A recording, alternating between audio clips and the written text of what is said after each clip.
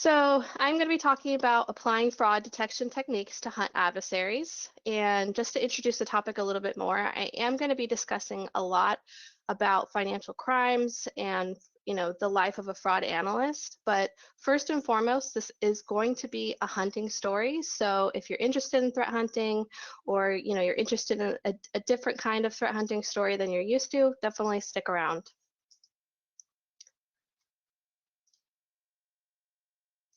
So a little more about my background. Like I said, I am currently a threat research analyst at Shadowscape, and I have been in the field for about 2 years, and I am a senior in college getting my bachelor's in information technology.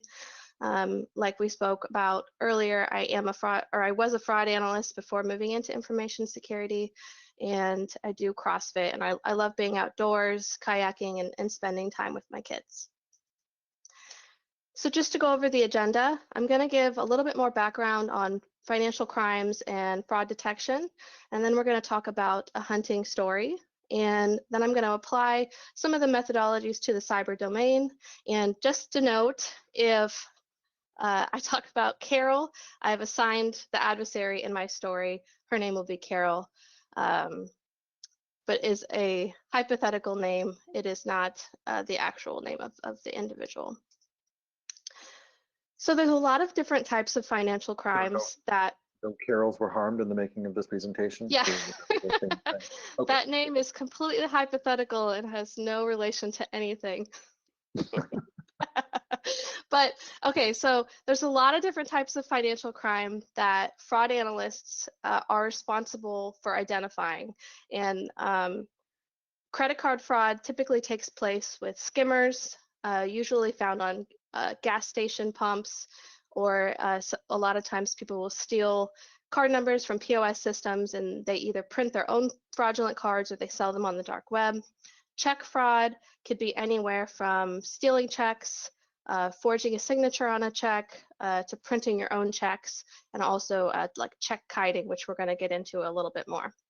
Money laundering happens when you try to clean dirty money, where you take money that was obtained illegally and you try to make it seem like it has a legal origin. Terrorist funding is pretty straightforward. Anytime you fund a terrorist organization, it's considered a crime and a fraudulent act, and that's something that we had to look out for. Embezzlement is when someone is placed in a position of trust within an organization to handle funds of the employer, such as someone in accounting or anyone who has access that misuses those funds or steals funds. Those are the types of things that we looked for. I primarily focused on check fraud. It was one of the most common forms of fraud that we saw in my department. So going into talking about check fraud, there's something that I want everyone to understand. A lot of people don't understand the path that a check takes after you deposit it, and why some institutions may put a hold on a check.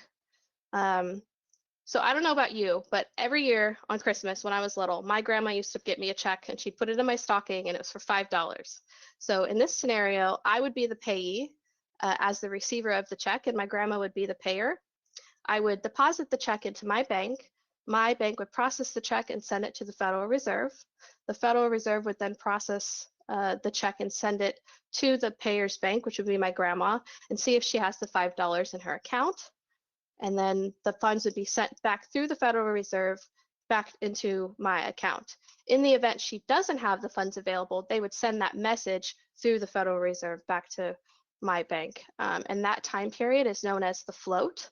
And a lot of adversaries take advantage of the float, and we're going to be talking about that a little bit later, but I wanted to make sure you kind of understand the float, because this is why if you've ever put like a large check on and deposit it into your account, the bank might place it on hold because of the float. They want to make sure that the other bank has enough funds to cover the check to not only protect you, but also the financial institution to avoid loss.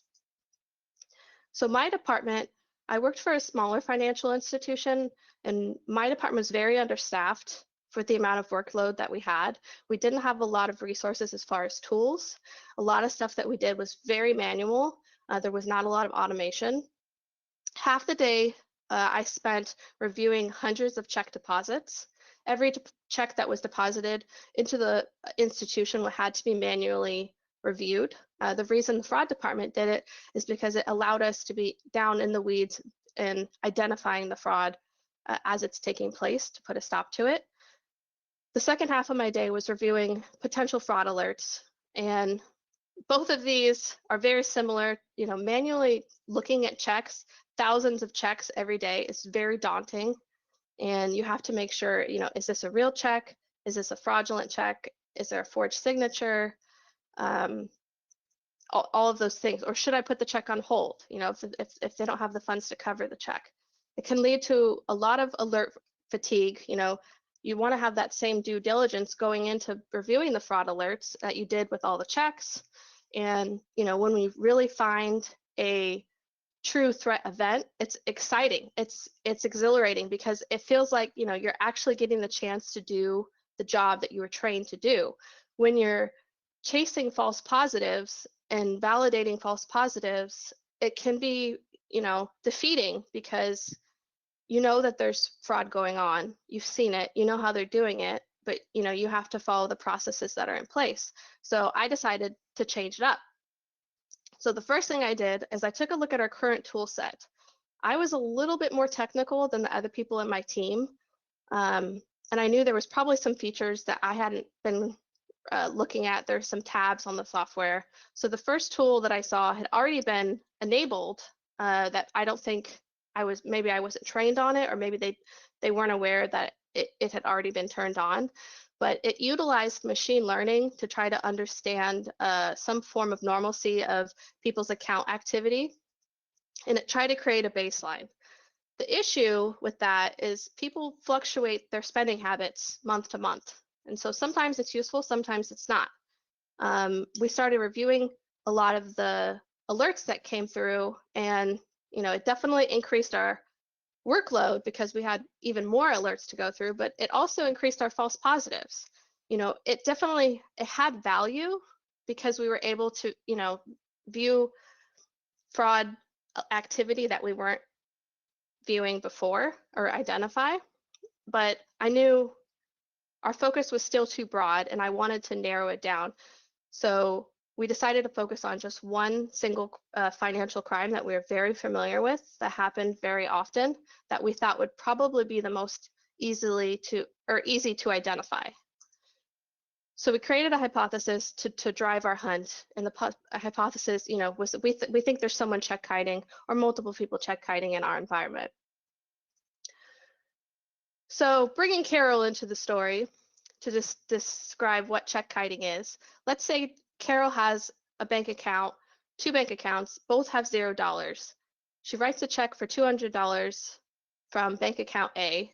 She deposits it into the bank through the ATM at bank account B, creating or making the balance now $200. She immediately takes the cash out and she gets away with the money. The reason she's able to do that is because the Expedited Funds Availability Act, which was enacted in 1987, regulates that banks have to make the first $200 of checks available the next day for cash withdrawal and check clearing. And adversaries take advantage of that. So most of the time when you see a check kiting incident, it's typically in $200 increments.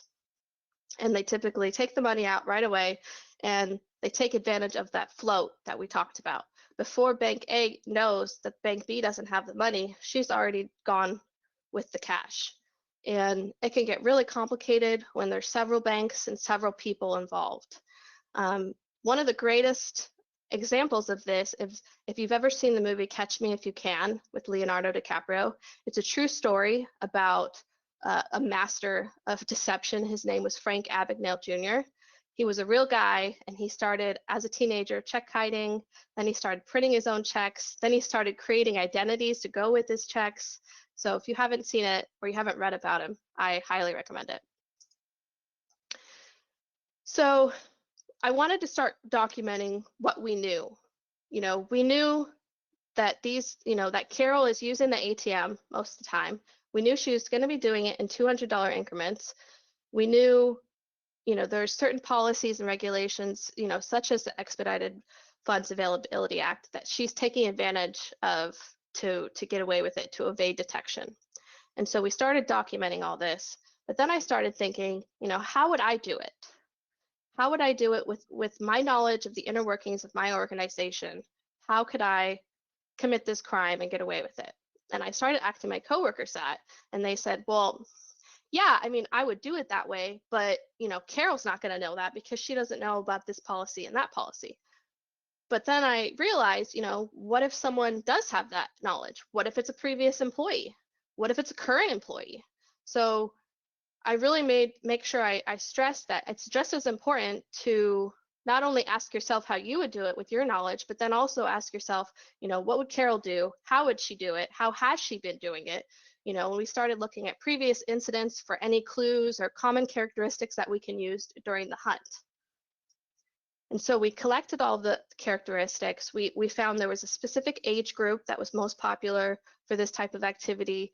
There was the accounts that were involved were newer accounts. And then obviously the previous examples, the $200 increments, the ATM activity. And so the results were astounding. I mean, we were able to identify numerous amounts of check kiting events, and it almost felt too easy. Like it felt like we should have been able to identify this activity previously. I mean, we had all this information. We just needed to organize it into this process that led us, to all of this good data that it would have taken us a really long time to find previous.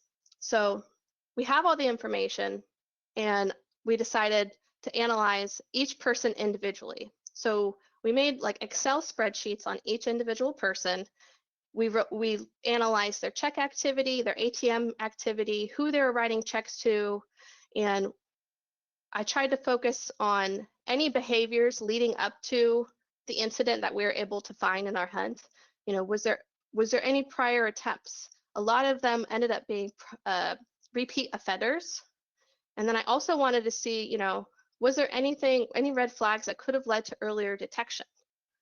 And so as we started creating, this all of these spreadsheets, I needed to see them all connected. So I created a mind map.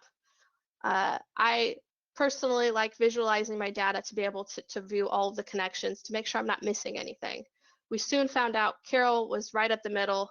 She was the one leading the fraud ring. And there is a lot of data visualization tools, but we were thick in the hunt. Like I didn't want to lose traction, so we were literally just writing it out on paper with a pen. But this one is very similar to the one that we ended up using. So after we analyzed all of the data, we made all the connections, we were able to identify a fraud ring of about 35 people, with Carol is the one that was the leader. We were able to identify how her techniques evolved over time and how she became more sophisticated and how she learned about our inner workings and what worked and what didn't work. She started with fake checks, and then she started with temporary checks, and then she moved on to her, her own checks and using other people. And it was just really interesting to see how she progressed over time. And we were able to pass that information on to the authorities, and we were able to identify that we weren't the only victim. There were other financial institutions that had been burned by the same group of people. And I realized, had we had some line of communication with them, we would have been able to see, or, we would have been able to have those names and look for that specific type of activity to prevent, further loss for the company and identify it sooner. So when I moved into cybersecurity, I realized a lot of the techniques that I learned, a lot of the methodologies can be applied to the cyber domain. Being familiar with your environment when you're trying to have a more proactive approach to security with a threat hunting. You really want to know your environment. You want to identify your assets. You want to map your network. You want to know the path that they're going to take. It really, it goes into, cultivating an adversarial mindset. With financial fraud, it's easy. Their motive is always going to be financial gain. But in cyber domain, it's not always going to be financial gain. There's, a whole bunch of different motives that it could be, but typically there is some asset that they're trying to get a hold of, and mapping your network really helps with that.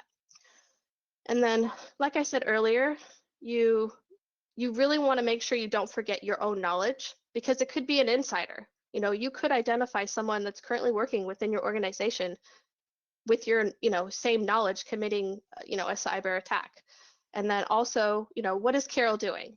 What's Carol been doing? How, what is she doing in the wild? You got to keep up on Karen's shenanigans. You want to keep that updated adversary profile. And then the processes and documentation, really keep everything organized. You don't want to just go willy-nilly looking for APT 28 and think they're hiding under a rock somewhere in your network. You really want to, focus in, start small, try to look for known indicators of compromise, and you have to understand that a single indicator of compromise that you were able to identify is only a small tentacle of a larger campaign. And without the processes and documentation and, the human-driven analysis, you're not going to be able to find, what all the tentacles of the campaign, what everything means, what it's connected to, what's the motive. You want to find out all that information so you can put a stop to it. And then the post-incident activities, I personally think there's just so much data in previous incidents, really analyzing behaviors leading up to incidents to not only, look for things that could indicate a red flag or anything that could lead to earlier detection, but also just to see, the types of techniques that are being used in your environment. That information is just a gold mine, in my opinion. And then, I think my story is a great example of how automation is an aid, but it shouldn't be relied upon. There is a lot of analysis that should be human driven. When we were deep in the hunt, we started thinking laterally, and we started analyzing different people and who they're connected to, and, let me see all the checks that person has ever written and who are they writing them to. And that's just something that I believe computers can't do. And then visualize your data. Visualizing it is really going to allow you to make connections and correlations, not only between indicators of compromise, but between, adversaries. You might be able to find there's more than one person involved. There might be more than one adversary. This might be a group of people. And the threat information sharing, if we would have had that in place specifically for fraud information sharing, it's possible we could have prevented the organization from losing a lot of money. And we could have not only, prevented it, or at least detected it earlier. So I wanted to make this actionable for anyone that's thinking about getting into threat hunting, or, I know this is a lot to look at, so I'm going to make all my slides available for download, but I wanted to at least get anyone who's thinking about getting into threat hunting some actionable items for things that I've used. So in conclusion, I really wanted to shine light with this presentation on how similar the two fields are with fraud detection and information security. And I think the two fields can really learn from each other and should learn from each other because of how similar they are. And, both, kinds of analysts deal with a lot of the same issues, like alert fatigue and false positives and wanting to do the job that they were trained to do. And, and trying not to get defeated, chasing all these false positives. So, when we decided to narrow our focus and just, change things up, and thankfully I was in a team that didn't have static leadership, that was open to, innovative new ideas, and they were able to see the, results from it. And so it ended up being implemented, and it was very successful moving forward. And I was very excited to be a part of that, in making any process more streamlined.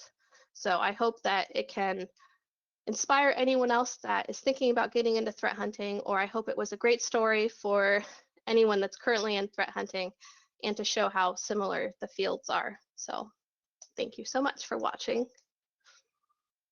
Very nicely done. Got a couple comments. Let's see here. So Carol is the primary name that's used to make fraud, right? I mean, this is what I'm taking. She's the adversary of the story, yes. Okay. So $200 increments. I always wondered about why I could always get a certain amount of money out of an ATM. I didn't realize that the Expedited Funds Availability Act mandated that $200 be available. I'm grateful for it, but man, that does create quite a hole. Yeah, and that it's surprising how there's like in cybersecurity, there's certain things you could just shut down, but in fraud, you can't change government acts and regulations, so you have to just work with them. So in hunting, you have to think like an attacker. Which means you have to understand the constraints and the goals and the methods, which helps if you do attack stuff. So that putting your mind into that mindset it's a really cool thing. So you made Excel spreadsheets for each of these different people. Yes. And you looked for behaviors that you knew would be a trigger. You started analyzing to see if there were repeat offenders, other red flags. So you were training your internal intrusion detection routines based on thinking about the problem, thinking about who is doing this, how they have to operate, what they're using, what the likelihood indicators are. You may have a job with the FBI if this whole threat hunting thing doesn't work out. Yeah. But thinking, using analytics and data is nice, but thinking about what you're looking for, being proactive, putting yourself past what the typical state of the art is. That's awesome. Really good stuff. Thinking outside the box. Yeah, I didn't want to lose any connection, by reviewing every check deposited by every person. It really, and even the checks that don't, every check that got bounced and didn't actually make it, that's all important data that I wanted to make sure I captured. I liked your list a lot. I thought that it was a really cohesive list of things. Know your environment, adversarial mindset, and so on. I really loved the document all the things because, well, that's a thing and it's humorous too. Yeah, and if you're working with law enforcement, it really helps them out too, because you've already done most of the legwork of who's connected to who and what day and all that information, the more detailed as possible. So document all the things. Very cool. Going to a couple comments and questions. Apparently, Kevin on the line here says that he met Frank Abagnale at their local security conference. Ooh, so that's pretty cool. That would be pretty epic. I mean, you think that it would make sense that he would be involved, but so many times that's just not the case. So that's really cool to see. Yeah, he ended up being an FBI informant. And then Alexander says, amazing presentation, not a question. Smiley face. Anybody else with questions? Otherwise, we'll let Nicole go and just congratulate her. But Thank you.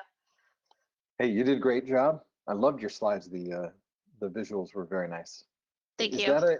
Is that like your company mandates that, right? That's like you will be graded on how good your slides look. Because I noticed that with Evil Bit too earlier.